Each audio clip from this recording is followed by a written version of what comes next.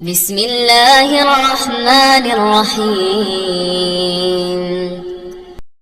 الحمد لله الذي أنزل على عبده الكتاب ولم يجعل له عوجا قيما لينذر بأسا شديدا من لدنه ويبشر المؤمنين الذين يعملون الصالحات أن لهم أجرا حسنا ماكثين فيه أبدا وينذر الذين قالوا اتخذ الله ولدا ما لهم به من علم ولا لآبائهم كبرت كلمة تخرج من أفواههم إن يقولون إلا كذبا فلعلك باخع نفسك على آثارهم إن لم يؤمنوا بهذا الحديث أسفا إنا جعلنا ما على الأرض زينة لها لنبلوهم أيهم أحسن عملا وإنا لجاعلون ما عليها صعيدا جرزا أم حسبت أن أصحاب الكهف والرقيم كانوا من آياتنا عجبا إذ أوى الفتية إلى الكهف فقالوا ربنا آتنا من لدنك رحمة وهيئ لنا من أمرنا رشدا فضربنا على آذانهم في الكهف سنين عددا ثم بعثناهم لنعلم أي الحزبين أحصى لما لبثوا أمدا نحن نقص عليك نبأهم بالحق إنهم فتية آمنوا بربهم وزدناهم هدى وربطنا على قلوبهم إذ قاموا فقالوا ربنا رب السماوات والأرض لن ندعو من دونه إلها لقد قلنا إذا شططا هؤلاء قومنا اتخذوا من دونه آلهة لولا يأتون عليهم بسلطان بين فمن أظلم ممن افترى على الله كذبا وإذ اعتزلتموهم وما يعبدون إلا الله فأووا إلى الكهف ينشر لكم ربكم من رحمته ويهيئ لكم من أمركم مرفقا وترى الشمس إذا طلعت تزاور عن كهفهم ذات اليمين وإذا غربت تقرضهم ذات الشمال وهم في فجوة منه ذلك من آيات الله من يهد الله فهو المهتد ومن يضلل فلن تجد له وليا مرشدا وتحسبهم أيقاظا وهم رقود ونقلبهم ذات اليمين وذات الشمال وكلبهم باسط ذراعيه بالوصيد لو اطلعت عليهم لوليت منهم فرارا ولملئت منهم رعبا وكذلك بعثناهم ليتساءلوا بينهم قال قائل منهم كم لبثتم قالوا لبثنا يوما أو بعض يوم قالوا ربكم أعلم بما لبثتم لبثتم فابعثوا أحدكم بورقكم هذه إلى المدينة فلينظر أيها أزكى طعاما فليأتكم برزق منه وليتلطف ولا يشعرن بكم أحدا إنهم إن يظهروا عليكم يرجموكم أو يعيدوكم في ملتهم ولن تفلحوا إذا أبدا وكذلك أعثرنا عليهم ليعلموا أن وعد الله حق وأن الساعة لا ريب فيها إذ يتنازعون بينهم أمرهم فقالوا بنوا عليهم بنيانا ربهم أعلم بهم قال الذين غلبوا على أمرهم لنتخذن عليهم مسجدا سيقولون ثلاثة رابعهم كلبهم ويقولون خمسة سادسهم كلبهم رجما بالغيب ويقولون سبعة وثامنهم كلبهم قل ربي أعلم بعدتهم ما يعلمهم إلا قليل فلا تمار فيهم إلا مراء ظاهرا ولا تستفت فيهم منهم أحدا ولا تقولن لشيء إني فاعل ذلك غدا إلا أن يشاء الله واذكر ربك إذا نسيت وقل عسى أن يهديني ربي لأقرب من هذا رشدا ولبثوا في كهفهم 300 سنين وازدادوا 9 قل الله أعلم بما لبثوا له غيب السماوات والأرض أبصر به وأسمع ما لهم من دونه من ولي ولا يشرك في حكمه أحدا واتل ما أوحي إليك من كتاب ربك لا مبدل لكلماته ولن تجد من دونه ملتحدا واصبر نفسك مع الذين يدعون ربهم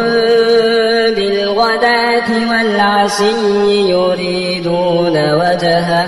ولا تعد عيناك عنهم تريد زينة الحياة الدنيا ولا تطع من أغفلنا قلبه عن ذكرنا واتبع هواه وكان أمره فرطا وقل الحق من ربكم فمن شاء فليؤمن ومن شاء فليكفر إنا أعتدنا للظالمين نارا أحاط بهم سرادقها وإن يستغيثوا يغاثوا بماء كالمهل يشوي الوجوه بئس الشراب وساءت مرتفقا إن الذين آمنوا وعملوا الصالحات إنا لا نضيع أجر من أحسن عملا أولئك لهم جنات عدن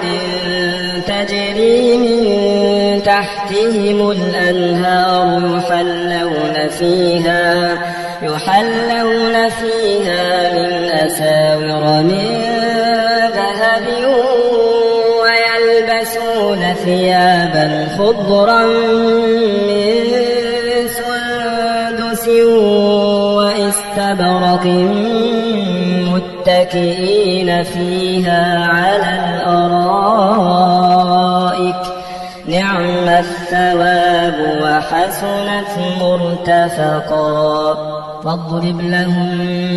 مثلا الرجلين جعلنا لأحدهما جنتين من أعناب وحففناهما بنخل وجعلنا بينهما زرعا كلتا الجنتين آتت أكلها ولم تظلم منه شيئا وفجرنا خلالهما نهرا وكان له ثمر فقال لصاحبه وهو يحاوره أنا أكثر منك مالا وأعز نفرا ودخل جنته وهو ظالم لنفسه قال ما أظن أن تبيد هذه أبدا وما أظن الساعة قائمة ولئن رددت إلى ربي لأجدن خيرا منها منقلبا قال له صاحبه وهو يحاوره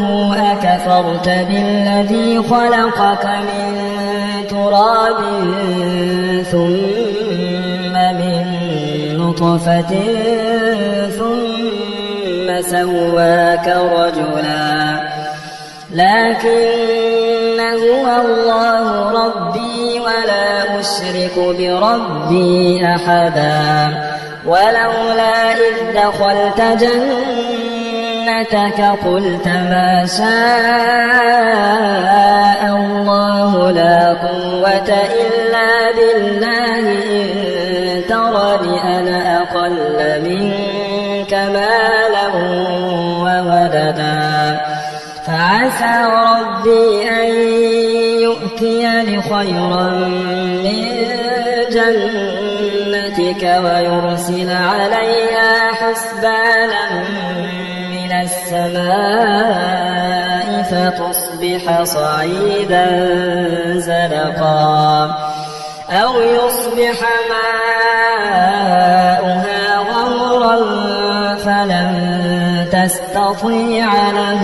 طلبا وأحيط بثمره فأصبح يقلب كفيه على ما أنفق فيها وهي خاوية على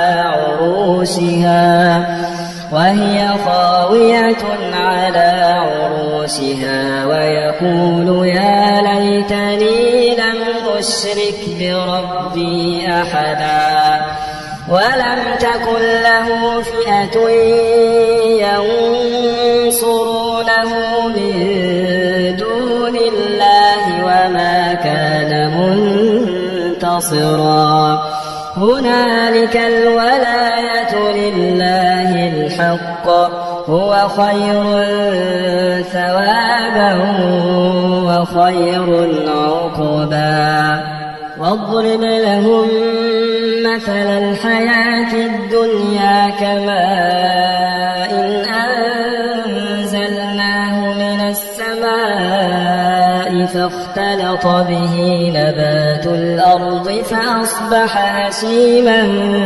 تذروه الرياح وكان الله على كل شيء مقتدرا المال والبنون زينة الحياة الدنيا والباقيات الصالحات خير عند ربك ثوابا وخير أملا ويوم نسير الجبال وترى الأرض بارزة وحشرناهم فلم نغادر منهم أحدا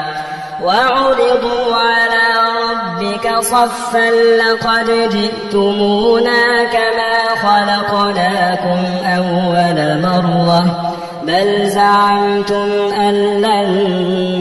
نجعل لكم موعدا ووضع الكتاب فترى المجرمين مشفقين مما فيه ويقولون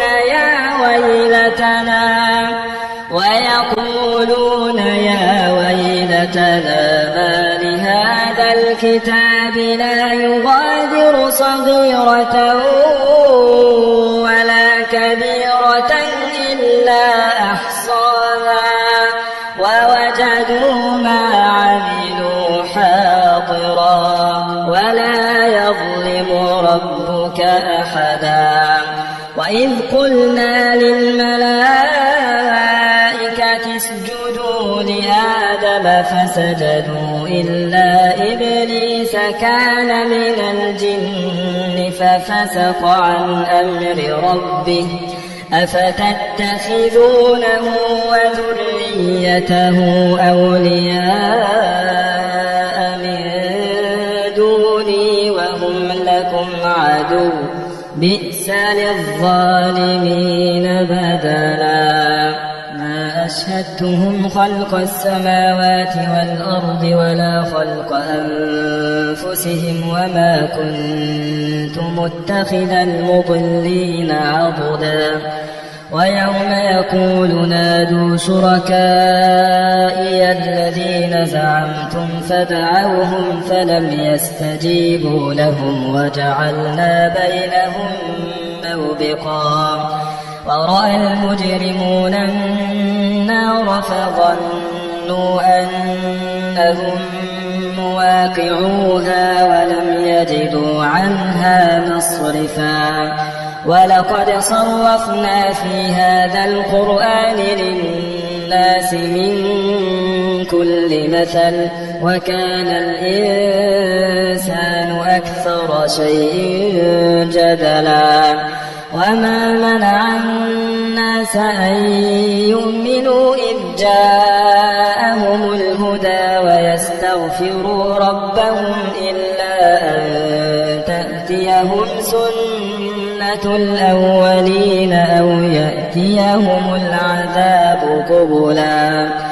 وما نرسل المرسلين إلا مبشرين ومنذرين ويجادل الذين كفروا بالباطل ليدحضوا به الحق واتخذوا آياتي وما أنذروا هزوا ومن أظلم ممن ذكر بآيات ربه فأعرض عنها ونسي ما قدمت يداه إنا جعلنا على قلوبهم أكنة أن يفقهوه وفي آذانهم وقرا وإن تدعوهم إلى الهدى فلن يهتدوا إذا أبدا وربك الغفور ذو الرحمة لو يؤاخذهم بما كسبوا لعجل لهم العذاب بل لهم موعد لن يجدوا من دونه موئلا وتلك القرى أهلكناهم لما ظلموا وجعلنا لمهلكهم موعدا وإذ قال موسى لفتاه لا أبرح حتى أبلغ مجمع البحرين أو أمضي حقبا فلما بلغا مجمع بينهما نسيا حوتهما فاتخذ سبيله في البحر سربا فلما جاوزا قال لفتاه آتنا غداءنا لقد لقينا من سفرنا هذا نصبا قال أرأيت إذ أوينا إلى الصخرة فإني نسيت الحوت وما أنسانيه إلا الشيطان أن أذكره واتخذ سبيله في البحر عجبا قال ذلك ما كنا نبغي فارتدا على آثارهما قصصا فوجدا عبدا من عبادنا آتيناه رحمة من عندنا وعلمناه من لدنا علما قال له موسى هل أتبعك على أن تعلمني مما علمت رشدا قال إنك لن تستطيع معي صبرا وكيف تصبر على ما لم تحط به خبرا قال ستجدني إن شاء الله صابرا ولا أعصي لك أمرا قال فإن اتبعتني فلا تسألني عن شيء حتى أحدث لك منه ذكرا فانطلقا حتى إذا ركبا في السفينة خرقها قال أخرقتها لتغرق أهلها لقد جئت شيئا إمرا قال ألم أقل إنك لن تستطيع معي صبرا قال لا تؤاخذني بما نسيت ولا ترهقني من أمري عسرا فانطلقا حتى إذا لقيا غلاما فقتله قال أقتلت نفسا زكية بغير نفس لقد جئت شيئا نكرا قال ألم أقل لك إنك لن تستطيع معي صبرا قال إن سألتك عن شيء بعدها فلا تصاحبني قد بلغت من لدني عذرا فانطلقا حتى إذا أتيا أهل قرية استطعما أهلها فأبوا أن يضيفوهما فوجدا فيها جدارا يريد أن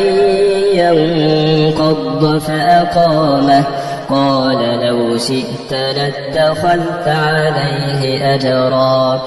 قال هذا فراق بيني وبينك سأنبئك بتأويل ما لم تستطع عليه صبرا أما السفينة فكانت لمساكين يعملون في البحر فأردت أن أعيبها وكان وراءهم ملك يأخذ كل سفينة غصبا وأما الغلام فكان أبواه مؤمنين فخشينا أن يرهقهما طغيانا وكفرا فأردنا أن يبدلهما ربهما خيرا منه زكاة وأقرب رحما وأما الجدار فكان لغلامين يتيمين في المدينة وكان تحته كنز لهما وكان أبوهما صالحا فأراد ربك أن ليبلغا أشدهما ويستخرجا كنزهما رحمة من ربك وما فعلته عن أمري ذلك تأويل ما لم تسطع عليه صبرا ويسألونك عن ذي القرنين قل سأتلو عليكم منه ذكرا إنا مكنا له في الأرض وآتيناه من كل شيء سببا فأتبع سببا حتى إذا بلغ مغرب الشمس وجدها تغرب في عين حمئة ووجد عندها قوما قلنا يا ذا القرنين إما أن تعذب وإما أن تتخذ فيهم حسنا قال أما من ظلم فسوف نعذبه ثم يرد إلى ربه فيعذبه عذابا نكرا وأما من آمن وعمل صالحا فله جزاء الحسنى وسنقول له من أمرنا يسرا ثم أتبع سببا حتى إذا بلغ مطلع الشمس وجدها تطلع على قوم لم نجعل لهم من دونها سترا كذلك وقد أحطنا بما لديه خبرا ثم أتبع سببا حتى إذا بلغ بين السدين وجد من دونهما قوما لا يكادون يفقهون قولا قالوا يا ذا القرنين إن يأجوج ومأجوج مفسدون في الأرض فهل نجعل لك خرجا على أن تجعل بيننا وبينهم سدا قال ما مكني فيه ربي خير فأعينوني بقوة أجعل بينكم وبينهم ردما آتوني زبر الحديد حتى إذا ساوى بين الصدفين قال انفخوا حتى إذا جعله نارا قال آتوني أفرغ عليه قطرا فما استطاعوا أن يظهروه وما استطاعوا له نقبا قال هذا رحمة من ربي فإذا جاء وعد ربي جعله دكا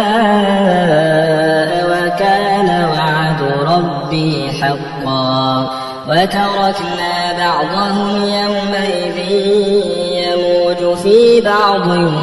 ونفخ في الصور فجمعناهم جمعا وعرضنا جهنم يومئذ للكافرين عرضا الذين كانت أعينهم في غطاء عن ذكري وكانوا لا يستطيعون سمعا أفحسب الذين كفروا أن يتخذوا عبادي من دوني أولياء إنا أعتدنا جهنم للكافرين نزلا قل هل ننبئكم بالأخسرين أعمالا الذين ضل سعيهم في الحياة الدنيا وهم يحسبون أنهم يحسنون صنعا أولئك الذين كفروا بآيات آيات ربهم ولقائه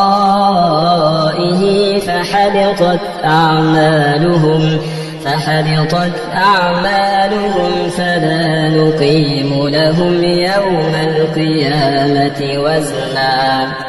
ذلك جزاؤهم جهنم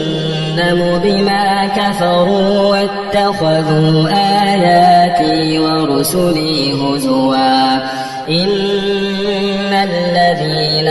آمنوا وعملوا الصالحات كانت لهم جنات الفردوس نزلا خالدين فيها لا يبغون عنها حولا قل لو كان البحر مدادا لكلمات ربي لنفد البحر قبل أن تنفد كلمات ربي ولو جئنا بمثله مددا قل إنما أنا بشر مثلكم يوحى إلي أنما إلهكم إله واحد فمن كان يرجو لقاء ربه فليعمل عملا صالحا ولا يشرك بعبادة ربه أحدا